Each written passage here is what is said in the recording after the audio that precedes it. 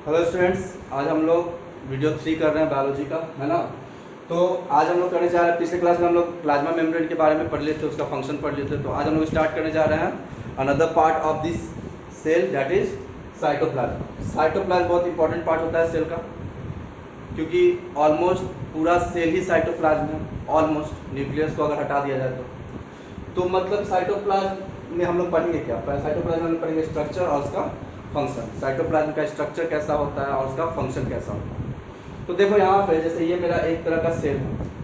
ये क्या है? एक सेल है जिसमें ये जो ऊपर का मेम्ब्रेन होता है उसको हम लोग क्या बोलते हैं? Plasma membrane. प्लाज्मा मेम्ब्रेन, या इसको हम लोग सेल मेम्ब्रेन भी बोलते हैं, है ना। और ये जो बीच में ये जो होता है इसको हम लोग बोलते हैं न्यूक्लियस। ये क्या है मेरा? न्यूक्लियस। अब इस प्लाज्मा मेम्ब्रेन और इस न्यूक्लियस के बीच में जितना भी एरिया है उसको हम लोग क्या बोलते हैं? साइटोप्लाज्म। ये मेरा न्यूक्लियस है और इसके बीच में चारों तरफ से जितना भी एरिया है इसको हम लोग क्या बोलेंगे? साइटोप्लाज्म। ये पूरा एरिया को क्या बोलेंगे? साइटोप्लाज्म। और ये होता है बिल्कुल मोटा सा jelly like structure, thick jelly like structure. Jelly बोलने का मतलब सेमी लिक्विड। सेमी लिक्विड मतलब ना कम्प्लीटली, वो तो ना तो लिक्विड है ना ही सॉलिड है। मतलब जैसे जैम खाते हो ना, जैम किस टाइप का होता है? सॉलिड भी नहीं होता है, लिक्विड भी नहीं होता है। उसी टाइप को हम लोग जेली लाइक स्ट्रक्चर बोलते हैं। तो इसका स्ट्रक्चर बिल्कुल, इसको अगर तुम टच करोगे तो बिल्कुल जैम की तरफ फीलिंग देगा, ठीक है। और ये जेली लाइक स्ट्रक्चर होता है, मतलब सेमी लिक्विड होता है, ठीक है। और ये कहाँ पे होता है? न्यूक्लियस एंड प्लाज्मा मेम्ब्रेन के बीच में। तो लिख लो इसका स्ट्रक्चर लिखो। हाँ, एक चीज और, ये ट्रांसपेरेंट होता है, इसके आर पार हम लोग देख सकते हैं। तो लिख लो, इट स्ट्रक्चर में लिखना, it is a transparent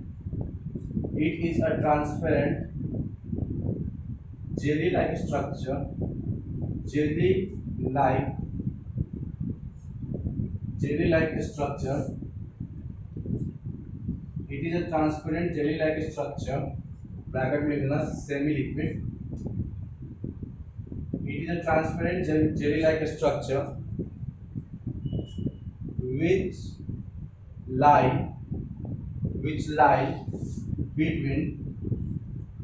between plasma membrane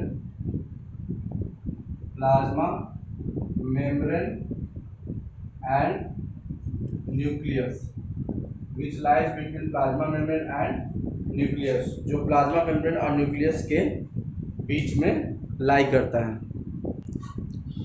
तो हम लोग को स्ट्रक्चर क्लियर है। स्ट्रक्चर कैसा है इसका? जेली लाइक स्ट्रक्चर है, जो सेमी लिक्विड इसको हम लोग बोलते हैं। और ये फाइंड कहाँ पे होता है? प्लाज्मा मेम्ब्रेन और न्यूक्लियस के बीच में। अब आते हैं इसके फंक्शन पे। इसका काम क्या है? सबसे पहला काम तो है ये स्पेस प्रोवाइड करता है। ये जगह देता है किसके लिए? बाकी ऑर्गेनेल्स को। न्यूक्लियस के अलावा जितना भी इसके अंदर ऑर्गेनेल्स है उसके लिए ये जगह प्रोवाइड किया है। जैसे तुम्हारा गोल्गी बॉडीज हो गया, है ना, या तुम्हारा वैक्यूल्स हो गया, ठीक है। तो ये सब के लिए ये क्या दे रहा है? यहाँ पे स्पेस दे रहा है ना। बाकी और भी जितना भी ऑर्गेनेल्स होते हैं उसके लिए क्या दे रहा है? स्पेस दे रहा है, स्पेस प्रोवाइड कर रहा है कि हाँ भाई तुम लोग यहाँ पे फ्लोट करो, मेरा जेली लाइक स्ट्रक्चर स्पेस है, इसमें फ्लोट करते रहो। क्लियर है? दूसरा इसका फंक्शन क्या है? दूसरा फंक्शन ये है कि जितना भी केमिकल रिएक्शन होता है सेल के अंदर वो साइटोप्लाज्म में ही होता है। Most of the chemical reaction takes place in the cytoplasm. तो इसको हम लोग बोल सकते हैं कि cytoplasm is a chemical factory of the cell. Cytoplasm जो होता है वो केमिकल फैक्ट्री है सेल का। क्यों केमिकल फैक्ट्री है? क्योंकि most of the chemical reaction in the sale tax place in the cytoplasm. ज़्यादातर केमिकल रिएक्शन साइटोप्लाज्म में होता है, जिसके कारण ऑर्गेनेल्स बनता है या तुम्हारा सेल एक्टिव रहता है। अगर ये रिएक्शन ना हो तो सेल एक्टिव रहेगा ही नहीं, मर जाएगा, डेड सेल हो जाएगा। पता है ना, किसका कहीं के देखते हो ना, सेल डेड हो जाता है। क्यों? क्योंकि वहाँ पे रिएक्शन होना बंद हो जाता है। क्लियर है? तो लिख लो इसका function number 1, it provides space for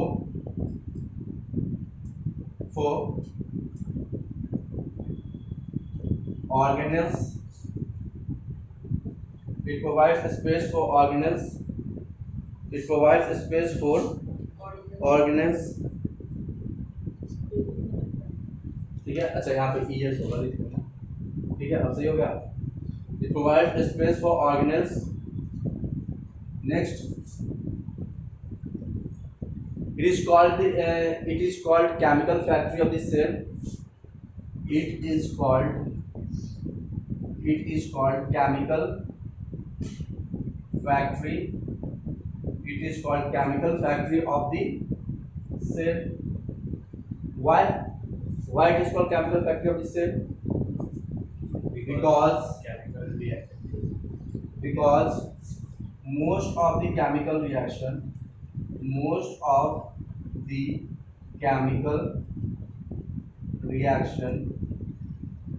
which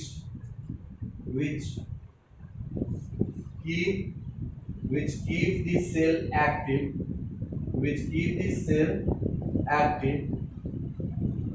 takes place in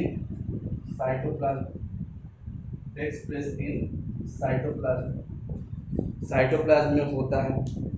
ठीक है, जल्दी से इसको उतारो, पॉज कर लो, उतारो। हाँ, तो अब नेक्स्ट जो पार्ट्स ऑफ सेल हम लोग करने जा रहे हैं वो है न्यूक्लियस। बहुत इंपॉर्टेंट पार्ट है ना। तो न्यूक्लियस के बारे में जब हम पढ़ेंगे तो उसका भी स्ट्रक्चर और फंक्शन हम लोग पढ़ेंगे, कैसा उसका स्ट्रक्चर होता है, क्या उसका फंक्शन होता है। तो ध्यान दो, ये जैसे मेरा सपोज करो एनिमल सेल है, ये कौन सा सेल है? एनिमल सेल है। ये हम एनिमल सेल इसलिए बोल रहे हैं कि न्यूक्लियस इसमें कहाँ पे है? सेंटर में है। न्यूक्लियस जब भी सेंटर में होता है मतलब वो सेल क्या होता है? एनिमल सेल होता है। प्लांट सेल में जो न्यूक्लियस होता है वो एजेस की तरफ होता है। जो इसका एज है उस वहाँ पे इसका मतलब अगर हम बोले ये प्लांट सेल है तो प्लांट सेल में तो पहला बात कि एक सेल वॉल भी होगा, ठीक है, और इसका जो न्यूक्लियस होगा ऑलमोस्ट एजेस के पास होता है। क्लियर है? तो एनिमल सेल में nucleus middle of the cell होता है एंड प्लांट सेल में न्यूक्लियस जो होता है वो एजेस में होता है। क्लियर है? और न्यूक्लियस का अगर हम बात करते हैं तो न्यूक्लियस एक बहुत लार्ज स्फेरिकल ऑर्गेनेल्स होता है। ऑर्गेनेल्स हम बताते हैं क्या होता है इसके बाद। तो लार्ज ऑर्गेनेल्स होता है, न्यूक्लियस क्या होता है? एक बड़ा सा लार्ज ऑर्गेनेल्स होता है जो हर एक सेल में प्रेजेंट होता है। जितना भी सेल है हर एक सेल में न्यूक्लियस कंपलसरी है, चाहे न्यूक्लियर मेम्ब्रेन हो या ना हो। ठीक है, हो सकता है किसी में न्यूक्लियर मेम्ब्रेन हो। न्यूक्लियर मेम्ब्रेन क्या होता है? जैसे ये सेल का मेम्ब्रेन है जो इसको बाहर की दुनिया से सेपरेट करता है, वैसे ही न्यूक्लियस का भी एक मेम्ब्रेन होता है, ये वाला स्किन होता है जो न्यूक्लियस को साइटोप्लाज्म से अलग करता है। जो न्यूक्लियस को क्या करता है? साइटोप्लाज्म से अलग करता है, सेपरेट करता है। क्लियर है? तो ये न्यूक्लियस मेम्ब्रेन कहीं कहीं नहीं भी हो सकता है, और न्यूक्लियस के अंदर जो भी होता है जैसे क्रोमोसोम्स होता है, न्यूक्लियस होता है, उसके बाद डीएनए आरएनए होता है, तो ये सब फ्लोट करते रहता है साइटोप्लाज्म में। जहाँ पे ये नहीं रहेगा, रास्ता नहीं बंद रहेगा, तो क्या करेगा? ये सब जगह फैल जाएगा ना, तो फैल जाता है। उसके बारे में हम लोग पढ़ेंगे जब यूकैरियोटिक एंड प्रोकैरियोटिक सेल पढ़ेंगे। ठीक है, तो अभी यहाँ समझते हैं हम लोग कि ये जो स्किन होता है जो न्यूक्लियस को साइटोप्लाज्म से अलग करता है उसको क्या बोलते हैं हम लोग? Nuclear membrane. ठीक है, उसको हम लोग क्या बोलते हैं? Nuclear membrane. न्यूक्लियर मेम्ब्रेन हो या ना हो, न्यूक्लियस हर एक सेल में होगा। समझ में आया? क्योंकि कोई भी, जैसे हम इंसान बिना ब्रेन के रह सकते हैं? नहीं रह सकते, क्योंकि ब्रेन ही हम लोग के हर एक एक्टिविटी को कंट्रोल करता है। उसी तरह सेल के हर एक एक्टिविटी, हर एक काम को कौन कंट्रोल करता है? न्यूक्लियस कंट्रोल करता है। ये फंक्शन हो गया न्यूक्लियस का। न्यूक्लियस का फंक्शन क्या है? ये हर एक सेल का हर एक काम को कंट्रोल करता है। वो बताता है कि कौन सा काम कैसे होगा, उसको कंट्रोल करेगा, होगा कि नहीं होगा, क्या होगा। क्लियर है? और दूसरा न्यूक्लियस का काम ये है, दूसरा जो न्यूक्लियस काम होने में जो मदद करता है वो ये है कि जैसे हम सुनते हैं ना कि एक बच्चा अपने पापा पे गया, एक बच्चा अपने मम्मी पे गया, ये अपने मतलब एक इसी तरह से एक सेल दूसरे सेल पे गया, या उसका कैरेक्टर, कोई भी एक पेरेंट्स का कैरेक्टर उसके ऑफस्प्रिंग में आता है, मतलब बच्चे में आता है। कैरेक्टर आता है ना जी, character in the sense physical character, शकल, आँख, नाक, कान, या कुछ नेचर, या कुछ बीमारी ही।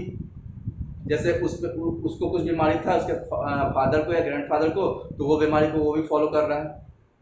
तो ये सब जो कैरेक्टर आता है वो भी किसके थ्रू आता है? ये फिजिकल अपीयरेंस का हो गया, चाहे शक्ल हो, आँख हो, नाक हो, या कोई कैरेक्टर हो। ये सब कैरेक्टर भी न्यूक्लियस के अंदर में जो पार्ट्स होते हैं जैसे क्रोमोसोम्स, डीएनए, आरएनए, ये सब के यूज से ही कैरेक्टर एक मतलब पेरेंट्स से ऑफस्प्रिंग में जाता है। तो ये भी किसके थ्रू हो रहा है? न्यूक्लियस के थ्रू। तो फंक्शन ऑफ न्यूक्लियस में क्या लिखोगे? It controls the activity of the cell and the characteristics of the parents transferred to the offspring with the help of nucleus। Clear है? तो चलो सबसे पहले स्ट्रक्चर न्यूक्लियस का लिखो। Nucleus is a large spherical organelles. It is a large spherical organelle।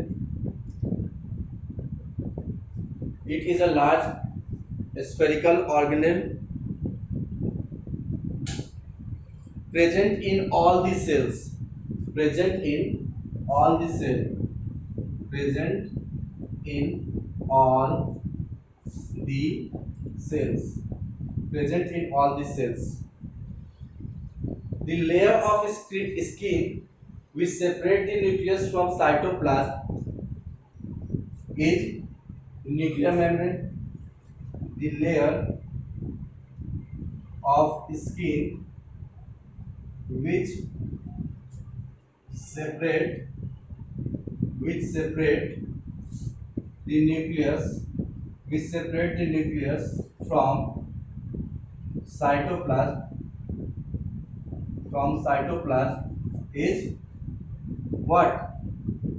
Nuclear membrane। Is nuclear membrane। बस और है। In animal cell nucleus is present in the middle of the cell, center of the cell। ठीक है, लिख लो। In animal cell it is present। वहाँ पे nuclear और nucleus होगा। कहाँ पे? Nuclear membrane. ठीक है, वहाँ पे क्या होगा? Nuclear membrane. क्लियर है? In animal cell it is present in the center of the cell। Present in the center of the cell। but in plant cell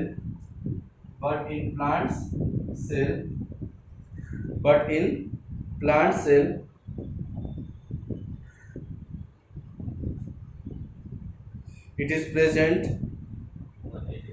present near the edges के पास present होता है। but in plant cell it is present near the edge। Clear है? Plant cell में ये as के पास present होता है। जल्दी से उतार, फिर फंक्शन लिखवाते हैं। पॉज करके उतार लेना। हाँ, तो नेक्स्ट अब हम लोग का फंक्शन ऑफ न्यूक्लियस। न्यूक्लियस का काम क्या है ना? न्यूक्लियस का काम क्या? सबसे पहला तो क्या है?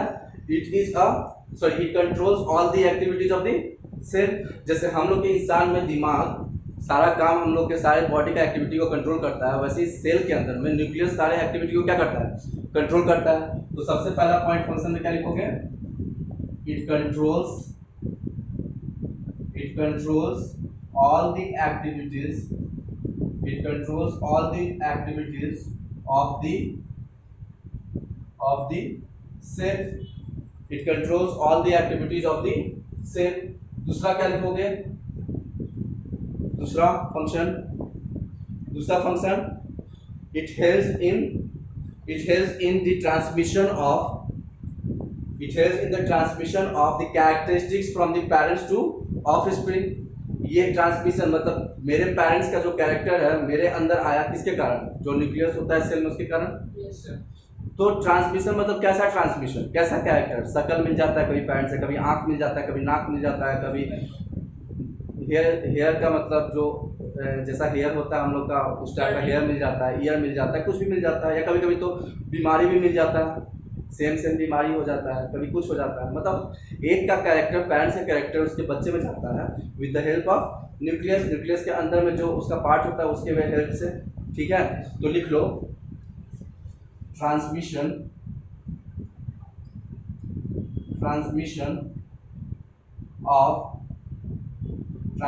of character from parents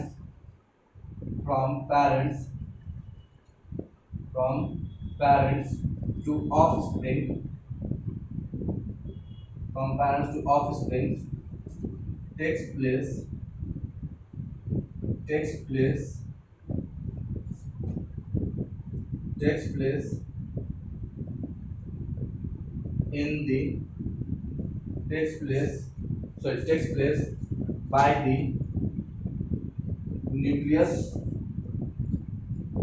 by the nucleus Yes. of the cell takes place by the nucleus of the Cell. cell.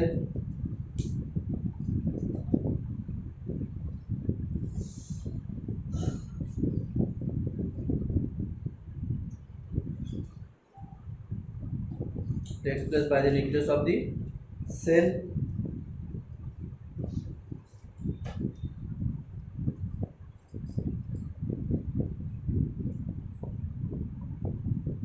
Which contains chromosome and nucleus. Chromosome and nucleus. यहाँ पे लिखना. Which contains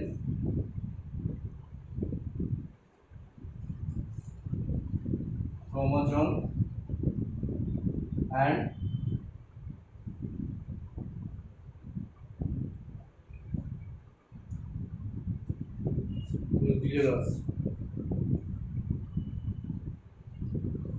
nucleolus. ठीक है. तो यही दोनों जो है मेनली ये तुम्हारा कैरेक्टर एक्सचेंज करने में कैरेक्टर ट्रांसफर करने में मदद करता है पैरेंट से ऑफस्प्रिंग में. जो सेल के जो न्यूक्लियस के अंदर में क्रोमोसोम्स होता है उसी के थ्रू क्या होता है कैरेक्टर क्या होता है ट्रांसफर होता है पैरेंट से बच्चे में ऑफस्प्रिंग में. क्लियर है. तो आज के लिए इतना ही रहने देते हैं. तो हम लोग आज क्या कर लिए. आज हम लोग कर लिए साइटोप्लाज्म का स्ट्रक्चर एंड फंक्शन. फिर उसके बाद न्यूक्लियस का स्ट्रक्चर एंड फंक्शन. अब बचा हुआ है क्या हम लोग का सेल वॉल बचा हुआ है, क्लोरोप्लास्ट बचा हुआ है, माइटोकॉन्ड्रिया बचा हुआ है, उसके बाद वैक्यूल बचा हुआ है. ये 4 अभी पार्ट बचा हुआ है. ये 4 पार्ट उम्मीद करते हैं कल हम लोग ख़त्म कर देंगे. ठीक है. मेनली यही था जिसमें ज़्यादा एक्सप्लेनेशन चाहिए होता है न्यूक्लियस में. तो उम्मीद करते हैं कल ये 4 पार्ट खत्म कर देंगे. उसके बाद यूकैरियोटिक एंड प्रोकैरियोटिक सेल बच जाएगा सिर्फ लास्ट टॉपिक, जिसको हम लोग एक और क्लास में खत्म कर देंगे. मतलब मान के चलो कि अभी 2 क्लास चलेगा और इस सैटरडे को तुम लोग का बायोलॉजी का ही टेस्ट होगा. अगले मतलब कल तो छुट्टी है ना, कल वेडनेसडे छुट्टी है. तो थर्सडे फ्राइडे को हम ख़त्म कर ही देंगे और फ्राइडे को शाम तक हम तुम लोग का वीडियो अपलोड कर देंगे. और सैटरडे को जो फ्राइडे को जो वीडियो अपलोड करेंगे उसमें छोटा सा यूकैरियोटिक एंड प्रोकैरियोटिक सेल का डिफरेंस होगा. तो तुम लोग उसको तो थोड़ा देर में 1 घंटा में ही कर लोगे. तो सैटरडे को पूरा चैप्टर आएगा टेस्ट में. ठीक है. चलो.